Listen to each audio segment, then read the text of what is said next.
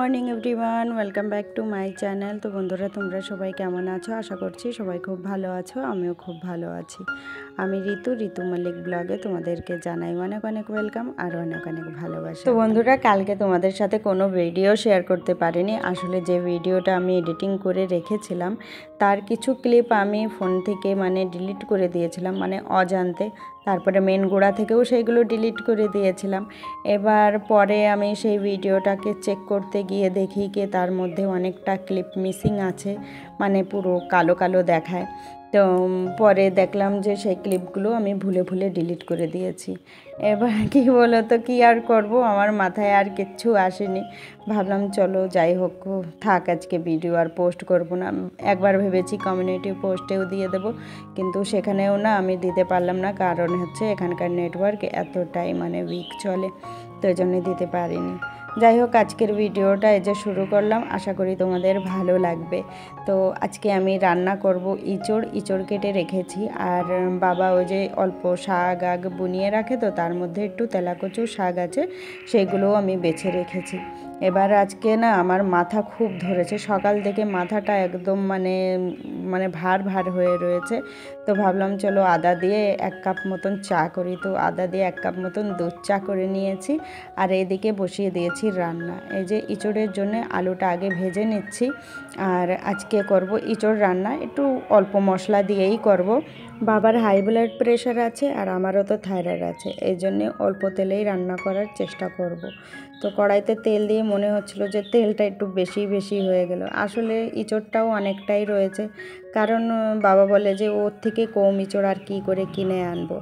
তো ইঁচড়টা রান্না করছি, আমাদের দুজনের তো খেয়েও অনেকটা বেশি হয়ে যাবে। তো ওই পাশের বাড়ির যে বোনটা আসে ওদেরকেই দিয়ে দিতে বলেছে। তো এখানে এই যে সমস্ত ইঁচড়টাই রান্না করছি, তার মধ্যে কিছুটা আলু দিয়ে দিয়েছি।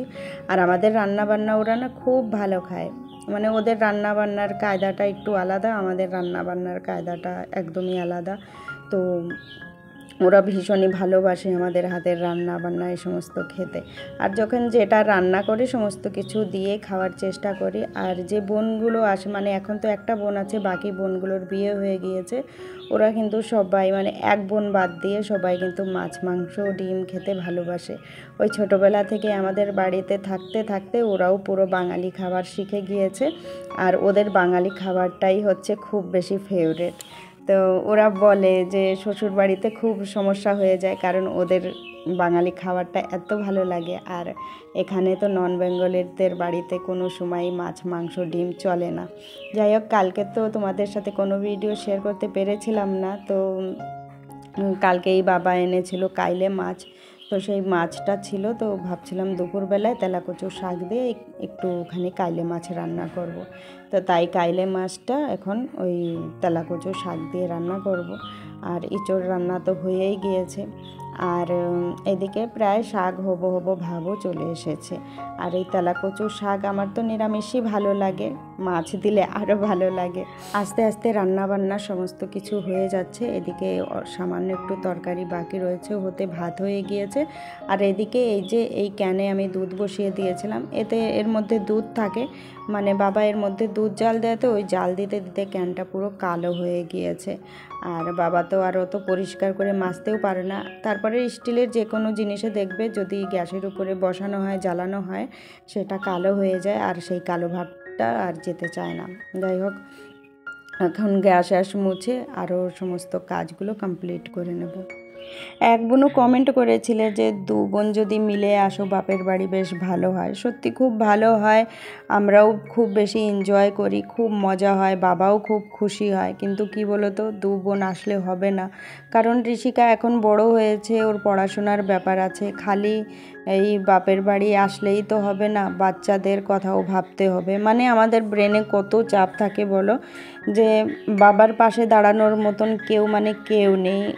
যদি একটা ভাই থাকতো তাহলে হয়তো এতটা কষ্ট আমাদের মনে হতো না। এবার আমরা না ওই হাত পা থাকতেও মনে করো হাত পা আমাদের নেই, কিচ্ছু করার মতন উপায় নেই। সব সময় বাবার পাশেও থাকতে পারি না, আর ওইদিকে বাচ্চাদের পড়াশোনার কথাগুলোও ভাবতে হয়। এই জন্যে আমি পূজা প্ল্যানিং করি যে ওর কোন সময় আসলে ভালো হবে। যেমন আদ্রিজার যখন ছুটি থাকে তখন ও চলে এসেছিল, এই 1.5 মাস মতন আগে এসেছিল। ও ঘুরে গিয়েছে, তারপরে ঋষিকাকে ওর কাছে রেখে তারপরে আমি এসেছি। এবার ও যদি আমার বোন না হতো, আমি কি পারতাম অন্য কারোর কাছে আমার মেয়েটাকে রেখে আসতে? পারতাম না। সেই ভরসা বিশ্বাস আমার কারোর উপরে নাইও, আর আমি পারতামও না। যাই হোক, পূজার কাছেও সব সময় থাকে, তারপরে পূজা ওকে বলতে পারো আমার থেকে বেশি ভালোবাসে বলেই আমি ওকে ওর কাছেই রেখে তারপরে যে বাবার কাছে এসেছি। আর বাবা তো জানোই পুরো একা থাকে, আর ছোট বোন এলাহাবাদে থাকে, ও বাবার কাছে থাকতে পারে না, কারণ এখানে থাকলে ওর পড়াশোনাটা তেমনভাবে হবে না যেভাবে ও করতে চেয়েছে। আর যে লেভেলের পড়াশোনা করছে এই গ্রামে থেকে একদম মানে অসম্ভব একটা ব্যাপার। তো আমরাও অসহায়, আর ওই ছোট বোনের জন্যেই কিন্তু বাবা এতক্ষণ কষ্ট করছে, মানে এই বয়সে কষ্ট করছে যাতে মেয়েটা একটু মানে নিজের পায়ে দাঁড়াতে পারে। কষ্ট সবারই হচ্ছে, আমাদেরও মানসিক কষ্ট হয় বাবাকে নিয়ে, আর বাবার তো মানসিক শারীরিক সব কষ্টটাই হয়, কারণ এই বুড়ো বয়সে সমস্ত কিছু করে ধরে খায়। এটা আমাদের মানে ভাবতেই খারাপ লাগে। কিন্তু কি বলো তো, ওই যে মেয়ে মানুষ হয়ে জন্ম নিয়েছি, হাত পা থাকতেও ওই যে বললাম যে হাত পা নেই, আমাদের হাত পা বাঁধা, তো করা আর কি যাবে। আর এক বোনও কমেন্ট করে বলেছিলে যে মাঝে মধ্যে তোমরা 2 বোন আসতে তো পারো। আসি, অবশ্যই আসি। আর বাপের বাড়ি যাদের দূরে আছে, যাদের ভাই নেই, এমন একা মা বা বাবা আছে, তারাই এই জ্বালাটা বুঝবে, তাছাড়া আর কেউ বুঝবে না গো। কি বলো তো, আমাদের মনে কতটা টেনশন থাকে, আমরা কত এই নিয়ে চিন্তা ভাবনা করি, একমাত্র আমরাই জানি। বুকটা ফেটে যায় কিন্তু কিচ্ছু করতে পারি না।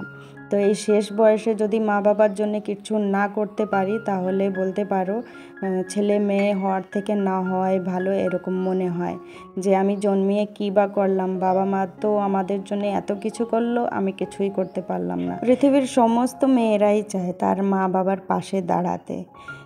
যাদের এইরকম সিচুয়েশন আছে যে ভাই নেই, তার মা বাবা বুড়ো বয়সে একার জীবন কাটাচ্ছে, তাদের মেয়েদের সেই একই টেনশন থাকে যেটা আমার আছে, যে শেষ বয়সে বাবার পাশে দাঁড়িয়ে বলবে যে থাক বাবা, তোমার আর কিচ্ছু ভাবতে হবে না, তোমার টাকা ইনকাম করতে হবে না, আমি তো আছি। কিন্তু সেই কথাটা আমি বলতে পারি না, কারণ আমি 1 টাকাও ইনকাম করি না। আর এই যে ইউটিউবে আমি হয়তো এই জন্যেই বেশি রকম আমি লেগে রয়েছি যে একদিন আমি আমার বাবাকে বলবো যে বাবা থাক, আর এই বুড়ো বয়সে তোমাকে এরকম কষ্ট করতে হবে না। জানি না ঠাকুর কবে এই দিনটা দেবে, তো চেষ্টায় আছি যে খুব তাড়াতাড়ি আমার বাবাকে বলবো যে থাক বাবা, আর তোমার চিন্তা করতে হবে না, আমি ভালোই টাকা ইনকাম করছি, তুমি বসো, এবার তুমি একটু বিশ্রাম নাও, সারা জীবন তো কষ্ট করেছই, আর করতে হবে না। তো জানি না কি হবে। এবার সবারই ইচ্ছা থাকে মা বাবার পাশে দাঁড়াতে, অনেকে অনেক ধরনের কথা বলে, গ্রামেও আসলেও অনেকে বলে যে তোরা কতদিন পর পর আসিস, কিন্তু কি বলো তো, একমাত্র তো আমরাই জানি যে কত কষ্ট করে আমরা দিনগুলো বার করে তারপরে এই যে বাপের বাড়িতে আসি। যাই হোক, ভিডিওটা আর বেশি বড় করব না, রাত্রে রান্না বান্না হয়ে গিয়েছে, এখন এই যে চলে এসেছি ছাদে একটু হাঁটাহাঁটি করতে, আর একটু হাঁটাহাঁটি করে তারপরে নিচে গিয়ে খাওয়া দাওয়া করে নেব। আর আমাদের বাড়ির সামনেই রয়েছে একটা কুল গাছ, কুল ধরেছে, কিন্তু এই সময়টা না এই কুল গাছে কিন্তু মানে কুলে পোকা ধরে যায়। যাই হোক, ভিডিওটা এখন শেষ করছি, ফিরে দেখা হবে কালকে। সবাই ভালো থেকো, সুস্থ থেকো।